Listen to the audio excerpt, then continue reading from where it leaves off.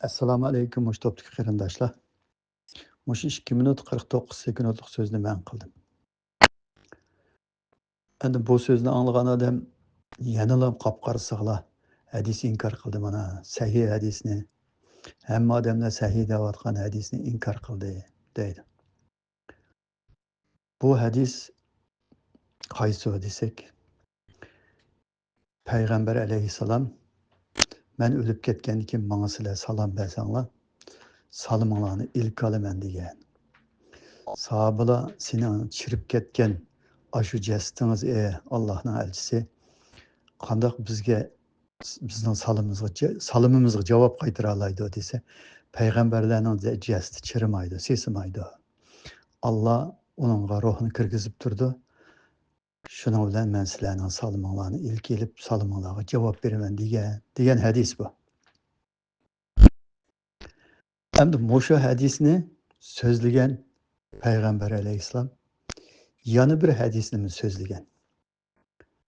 Mushu hadis qanday hadis? Yani bir hadis qanday hadis? Mushu hadis salominglarni ilk olaman degan hadis bizni nega kelib boradi? Yana bir hozir demoqchi bo'lgan hadisim bizni qandoq bir Allohga qandoq ibodat qiladigan, qandoq bir musulmon bo'lishga chaqirdi. Bu yana bir hadis bo'lsa-chi desa, payg'ambar alayhisalom nihoyat qattiq ta'kidlab ketgan. Hattoki sakratlik vaqtida ta'kidlab ketgan. Buning ravisi har xil bo'lsa-mu, asosiy maqsad nima desa, Yahudi Nasaralar o'zining payg'ambarlarining qabrlarini masjidga aylantirib olgan. Sizlar hargiz bunday qilmanglar. Qabristonliklarni masjidga aylantirib olmanglar. Payg'ambarlarning qabrlarini masjidga aylantirib olmanglar deb alohida ta'kidlagan. Haqiqatan bu hadis sahih. Qanday sahih desa, qabristonlikni masjidga aylantirib bu yerda ibodat qilish, qabristonlikqa cho'qinish va qabrdan bir narsani talab qilish insonni sherik kelib boradi. Endi mushu so'zni qilgan payg'ambar, mushu so'zni qilgan Allohning elchisi, sizlar mening qabrimga kelib salom bersanglar, salominglarni ilk olaman deb ashu sherik keltiradigan ashu narsaga yo'l ochib qo'yam dedi. Buni bir o'ylashib beqish kerak qarindoshlar. Qandoq mushu so'zni ashu qabristonlikni masjidga aylantirib olmanglar, qabrlarga cho'qinmanglar, payg'ambarlarning qabrlarini u Yahudi Nasaralar masjidga aylantirib olgan, ularga o'xshash Allohga sherik keltirmanglar deb shunda qattiq ta'kidlagan payg'ambar men sizlarga mening qabrimga berib sizlar salom qilsanglar, salominglarni ilk olaman deb shu sherikka yo'l ochadigan shu so'zni qilamdi. Buni bir o'ylab baqish kerak. Bu yerda askartib qo'ydigan qarindoshlar deb qo'ydigan narsa hadis deb hammani qabul qilaveradigan narsa emas. Hadis emas deb hammani qop-qarasiga inkor qilaveradigan narsa emas. Hadisni Qur'onga bir salsak, Qur'onning markaziy ideyasi bilan, uning chaqirayotgani bilan, hukmlari bilan, Qur'on so'zlayotgan so'zlar bilan, Qur'on berayotgan halol haromlar bilan, Qur'on deyotgan so'zlar bilan u hadis deyotgan narsaning o'xshash chiqamdi. Buni bir selishtirsak, hattoki hadisni hadisga selishtirsak-chi desa, Qur'on tasdiqlab turadigan hadislar-chi desa, yana Qur'on uni inkor qilgandan tashqari, Qur'on tasdiqlab turayotgan hadislarmi-chi desa, ashunga o'xshash inkor qilib turdi. Chunki Qur'on tasdiqlayotgan hadis, Qur'on bilan o'xshash chiqayotgan hadis, Qur'onni yetkazayotgan hadis.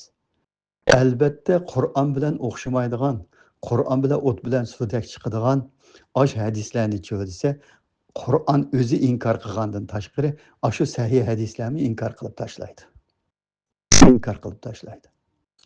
Buni qop-qarasiga palonchi sahih deb tikan, po'kunchi sahih deb tikan, palonchi sahiy deb birlikka kelibdika deb qabul qilaveradigan narsa emas u. Chunki u Allohning vahiysi emas. Vahiysi emas. U iymon keltirib oladigan narsa emas. Uni o'ylashib turib, to'g'rilab turib, ha, ma so'zni payg'ambar qilibdika, ma so'zni qilmabdika desa bir odam, shuning uchun o'ylashganligiga, shuning uchun tafakkur qilganligiga, shuning uchun bu so'z to'xtabdi, bu gumonliq narsa mavo deganligiga u odam dindan chiqib ketmaydi.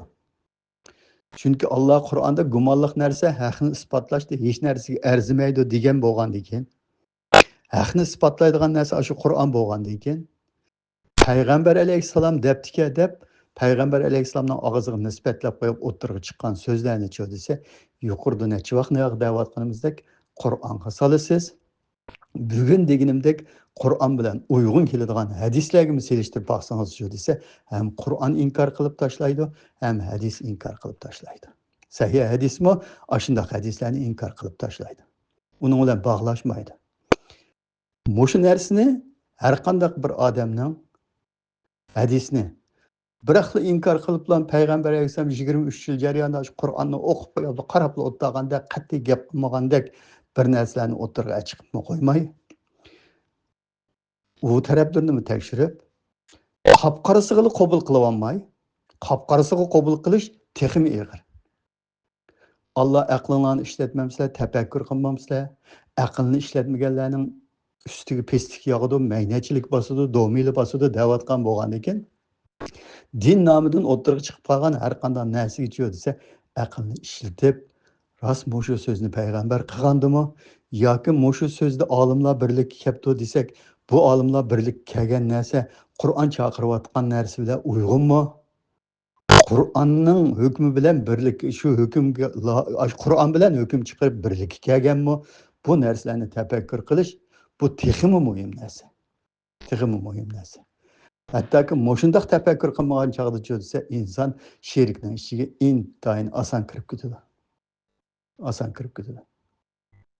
Endi shu hadisning o'ziga qaytsak, payg'ambar alayhissalom shu qabristonlikni o'zining payg'ambarlarining qabristonliklarini masjidga aylantirib olgan Yahudi nasoralar deb, ulardek bo'lmanglar deb qattiq ta'kidlagan payg'ambar mening qabrimga kelib salom bersanglar, salominglarni ilk olaman deb, ya'ni sherikka o'zi yo'l ichib beramdi.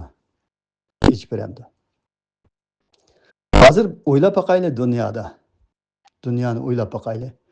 Shu payg'ambar alayhissalom shu Yahudi nasoralardek o'zining payg'ambarlarining qabrlarini masjidga aylantirib olgan degan shu Yahudi nasoralarning qayerda bir masjidga aylantirib olgan qabristonligi bor. Qayerda bor? Muhammad alayhissalomdan boshqa qaysi payg'ambarning qabrisi ochiq oshkora mana mayada deb toza ochiq oshkora tex o'tirig'im yo'q. Musa alayhissalomning qabrisi nerede? Davud alayhissalomning qabrisi nerede? Isa alayhissalomning qabrisi nerede? Mushu men ismini atagan payg'ambarlar hammasi kitob berilgan payg'ambarlar. Ularning qabrlari nerede? Nurg'un payg'ambarlarning qabrlari yo'q. Endi shu qabristonlikni, payg'ambarlarning qabrisini masjidga aylantirib oldi Yahudi nasoralar deyotgan. Hozir musulmonlar masjidga aylantirib olgandek, shularning biri masjidga aylantirib olgan qabristonligi bormi? Bormi? Yo'q. Musulmonlar intayin cho'ng sherikning ichiga kirib ketaylik. Masjid Nabaviy. Men nima deydiganda deb qolmanglar qarindoshlar.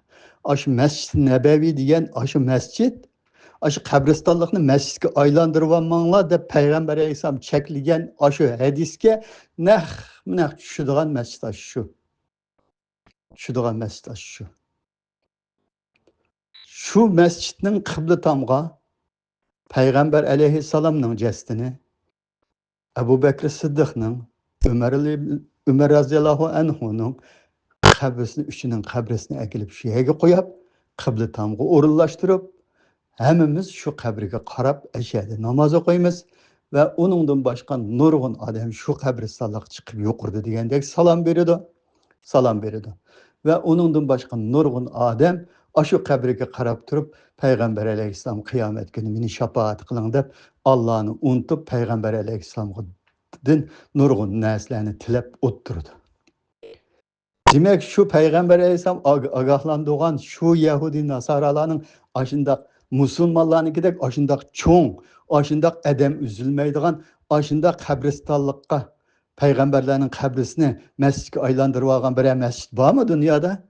Yok. Musulmanların var. Peygamber Aleyhisselam en çok çekligen, en çok agahlandırgan, hatta sakratlarda mı piçirlap şu gapni qilgan degan gaplar var. Aşınçılar agahlandırgan nerse Musulmanlarning hozir eng çok ulug'laydigan, eng çok berip ibadet qiladigan, eng çok berip ziyorat qiladigan bir narsasiga aylanib qolganlar. Masjid Nabaviy degan aşu Peygamber Aleyhisselam çekligen aşu masjid şu, aşu masjidga aylanib qolganlar. Meyli mescidini o kabrinin töpüge ekilip sağan bolsun, meyli mescidini sepulap kin şu üç cesetine ekilip şu kıbla tamgı orullaştırgan bolsun, Musulmanlar Peygamber aleyhisselam çekligen şu peygamberlerinin kabrisini mescidge aylandırıvanmanlar degen nersige, nehlam şu nersini sadır kılıgılık. Şu cinayetini ötküzüglük, şu şerikni sadır kılıgılık. Çekligen nersini sadır kılıgılık. Çekligen nersini yasap, bütün dünyadaki Musulmanlar berip, üyeni. Gipim üzülüp kaldı, kırındaşlar. Demek gipimi ahırlaşıp kalgan. Aşı çekligen nersini Musulmanlar sadır kılıp, aşı şeriknin işçige kirip kılıgılık Musulmanlar. Vay Mescid-i Nebevi'yi berip, namaz okuşun şerik dedi, deb sözlep ketmanglar. Aş Peygamber aleyhisselam çekligen mescidinin şekli aş şu. Aştaq bir mescidini çekligen Peygamber aleyhisselam. Peygamberlerinin kabrisini mescidge aylandırıp almanglar dese, aylandırıp, kıbla tamgı koyup, şunun qarab namaz okup, ve şunun etrafında aylanıp, şu kurup ketken, tügep ketken cesetke salam berip, ve onundan başka o peygamberden eşhedi her xil şafaatlerini tilep. Allah'ını unutup peygamberge dua kılıp eşhedi. Peygamberden bir narsani tilip. Şunda narsa sadır bolam dedi, sadır boludu. Peygamber Aleyhisselam en çekligen, en tosugan şu narsa hazır İslam dünyasında en çok ibadet kıladigan, bütün Müslümanlar ziyaret kıladigan bir narsaga aylanıp qolganlar.